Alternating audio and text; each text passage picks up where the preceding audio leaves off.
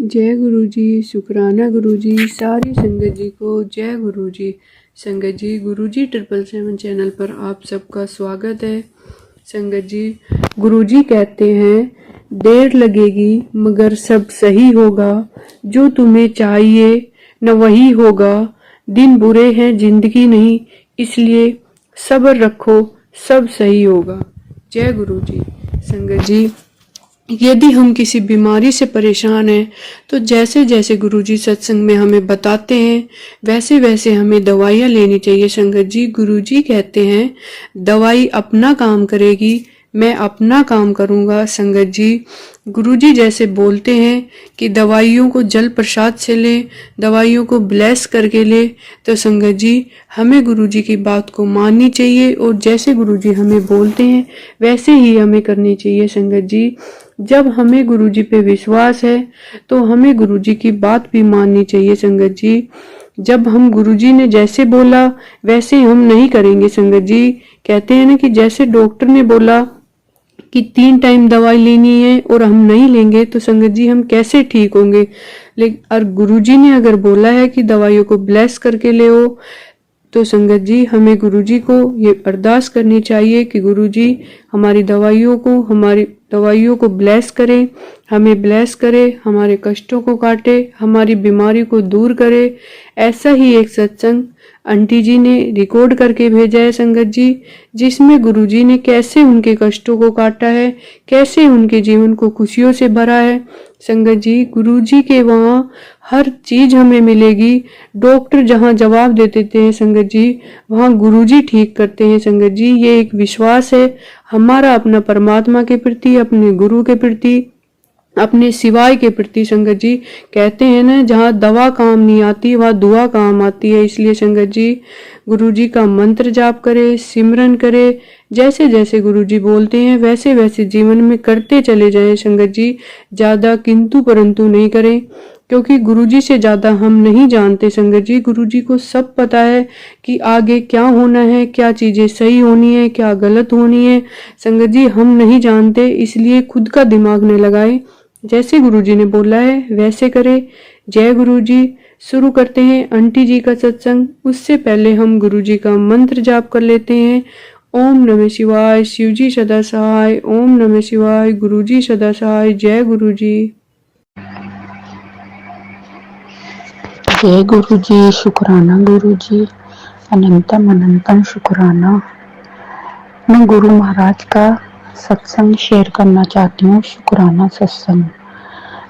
शुक्राना सत्संग ये है कि गुरु महाराज मुझे कह रहे हैं कि शुक्राना कर, शुक्राना कर। मुझे नहीं पता शुक्राना का मतलब क्या होता है, तो फिर मैसेज आने लग गए, कुड़िए शुक्राना कर, कुड़िए शुक्राना कर। तो फिर मैंने किसी से पूछा शुक्राना का मतलब क्या होता है, कि सत्संग शेयर करना होता है। गुरु महाराज भी कह रहे कि सत्संग शेयर कर, तो मैं अपना सत्संग शेयर करना चाहती हूँ गुरु महाराज की आज्ञा से। ओम नमः शिवाय, शिवजी सदा सहाय। ओम नमः शिवाय, गुरुजी सदा सहाय। तो संगत जी, इस तरह से मेरी जर्नी स्टार्ट हुई है।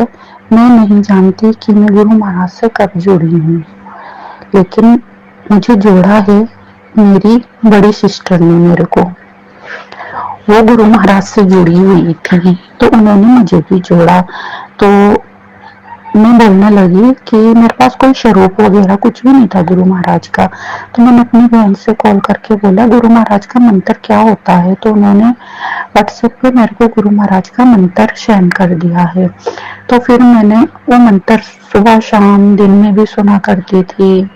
तो ऐसे चलता रहा कुछ समय तक, ऐसे चलता रहा। सत्संग सुनती रही, भजन सुनती रही, सत्संग सुनती रही हूँ। और फिर क्या बोलते हैं, मेरी सिस्टर ने बोला कि क्या सत्संग चलेगी, तो मैंने बोला हाँ जाऊंगी सत्संग गुरुजी के। तो फिर मैं वहाँ सत्संग गई, शब्द वाणी सुनी, बहुत अच्छा लगा। लंगर प्रसाद, चाय प्रसाद खाया, ब्लेसिंग भी मिली वहां से मुझे। गुरु महाराज का स्वरूप मिला बड़ा, वो मैंने फिर फोटो फ्रेम करके लगाया। तो मेरे को जो मैं सत्संग शेयर करना चाहती हूँ वो मेरी बहुत बड़ी बीमारी का सत्संग है। जय गुरु जी, शुक्राना गुरु जी। मेरे को चक्कर आते थे, काफी टाइम हो गया, कम से कम 5-6 साल हो गए होंगे, मतलब ये मेरे को झेलते झेलते। तो मैं डॉक्टर के पास जाती थी, दवाइयां देते थे, टेस्ट होते थे, टेस्ट नॉर्मल आते थे, टेस्ट में कुछ नहीं आता था, नॉर्मल रहता था टेस्ट। फिर मैं दवाइयां खाती रही। जब दवाई नहीं खाती थी तो जब मुझे चक्कर आते थे दवाइयां खाती थी तो ठीक हो जाती थी मैं। तो ऐसे ही चलता रहा सिलसिला। तो फिर मेरे भाई ने बोला कि तुम थोड़ा डॉक्टर चेंज करके देखो। तो मैंने फिर डॉक्टर चेंज करा, डॉक्टर अच्छा था। मेरी डॉक्टर ने एमआरआई लिखी थी मेरी, तो मैंने वो टेस्ट करवाया। एमआरआई करते हुए मेरे को डर भी लग रहा था, तो मैंने एमआरआई करवा ली, जैसे तैसे डरते डरते करवा ली मैंने एमआरआई कराई। तो जिस डॉक्टर के पास मैं पहले जाती थी, उस डॉक्टर ने बताया कि तुम्हारे सर में गांठ है। तो मुझे टेंशन होगी कि अब क्या होगा क्या नहीं होगा। तो फिर मैंने, जब मेरे भाई ने बोला दूसरे डॉक्टर को दिखाओ, तो मैंने दूसरे डॉक्टर को दिखाया, डॉक्टर अच्छा था। तो उसने बोला मेरे को तो कोर्स करना पड़ेगा आपको इसका। तो मैंने 3 महीने दवाई खाई होगी, दवाई खाई ना, लगातार 3 महीने दवाइयां खाई। तो फिर मेरे को चक्कर आने लग गए, मैंने दवाई छोड़ दी तो चक्कर आने लग गए। तो फिर मैं ज्यादा दवाई नहीं लाई, सिर्फ 10 दिन की दवाई लाई। पर्चे से मैंने डॉक्टर को नहीं दिखाया, पर्चे से 10 दिन की दवाई लाके मैंने गुरुजी के शरीर के आगे रख दी। मैंने गुरुजी को बोला, गुरु महाराज मेरी ये दवाई ब्लेस कर देना। तो मैंने रखी मैंने 2-3 दिन, उठाती थी वहीं से खा लेती थी, खाती थी वहीं से खा लेती थी। और मैंने अरदास भी करी गुरु महाराज से, गुरु महाराज मुझे ये दिक्कत है, मेरी ये दिक्कत आप ठीक कर दो। तो ऐसा ही हुआ, क्योंकि मुझे वो लाइफ टाइम खानी थी, क्योंकि मेरे सर में गांठ थी। तो गुरु महाराज ने मेरे ऊपर इतनी कृपा करी, इतनी मेहर करी कि मेरी वो गांठ कहाँ गई कहाँ नहीं गई मैं नहीं जानती। लेकिन जिस साइड मेरी गांठ थी मैं उस साइड सो नहीं पाती थी, मैं एक ही साइड सोती थी। अब ये लगाओ कि मैं 5-6 साल से एक ही साइड सो रही। अगर एक बंदा एक ही साइड सोएगा तो मतलब उसको अच्छे से नींद आएगी नहीं आएगी ना। तो गुरु महाराज ने मेरी ये बीमारी ठीक करी। गुरु महाराज बहुत प्यारे हैं। और फिर बीमारी ठीक करी। और फिर मुझे नहीं पता था कि गुरु महाराज को बूंदी के लड्डू बहुत पसंद है, जलेबी पसंद है, नहीं पता।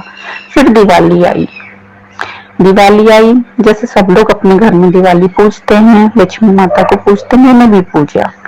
लेकिन मैं 108 गुलाबों की पत्तियों से मंत्र जाप करके पूजा करती हूँ। जो जो सामग्री रखी जाती है मैं वो सब रखती हूँ।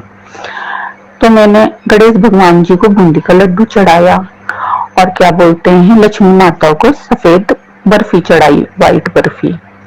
तो वो जब मैंने मंत्र जाप कर मतलब मैंने वो गुलाबों की पत्तियां उस गणेश भगवान जी पे और लक्ष्मी माता पे मैं चढ़ाती रही। तो फिर वो पूरे ढक गए, गणेश भगवान जी भी ढक गए और लड्डू भी ढक गया और बर्फी भी ढक गई। तो मैं फिर सुबह 4 बजे उठी हूँ। तो जैसे मैंने दरवाजा खोला, मैंने कहा चलो झाड़ू झाड़ू लगाकर नहा धोकर पूजा कर लूंगी, फिर उसके बाद उठा दूंगी। नीचे आसन लगाकर जो लगाते हैं ना मंदिर, तो मैंने कहा वो उठा दूंगी, चौकी उठा दूंगी।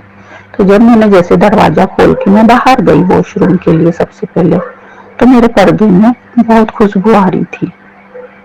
लेकिन मुझे ये नहीं पता कि मेरे गुरु महाराज मेरे घर आए सुबह, नहीं जानती थी मैं। तो फिर चलो वॉशरूम करके आई, मन में ये रहा कि खुशबू आ रही पर्दे में। तो मैंने कहा आ रही होगी, नहीं इतना ध्यान रहा कि गुरु जी आए। फिर मैं आई बाहर से हाथ धोकर, फिर मैंने झाड़ू झूड़ू लगाने लग गई, झाड़ू वगैरह लगाई, मुंह हाथ धो के फिर मैं दिया बत्ती करके मैंने कहा तो चलो थोड़ा मंत्र जाप कर लेती हूँ। मैंने लक्ष्मी माता वाले दिन मैंने गुरु महाराज को लड्डू चढ़ाए नहीं, और मैं भूल गई लड्डू चढ़ाना, मैंने गणेश भगवान जी को चढ़ाए।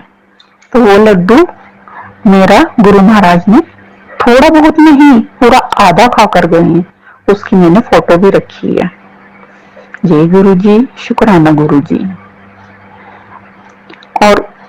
मैंने एक सत्संग रखा था, गुरु महाराज ने कहा अकेले सत्संग कर घर में, तो मैंने अकेले सत्संग किया। तो सुबह फोन खोलती हूँ तो मैसेज आता है कि कुड़िए मुझे कॉफी प्रसाद बहुत पसंद है, कि सत्संग में सत्संग चलेगा तो कॉफी प्रसाद बनाना। तो मैंने गुरु जी महाराज को कॉफी का भोग लगाया, लंगर बनाया, चाय प्रसाद बनाई, सब कुछ भोग लगाया, शब्दवाणी जलाई। तो एंड में जब मैंने प्रसाद उठाया, लंगर प्रसाद, तो रोटी में ओम के दर्शन हुए। जय गुरु जी, शुक्राना गुरु जी। छोटे छोटे हैं सत्संग, बहुत गुरु महाराज मुझसे बातें करते हैं।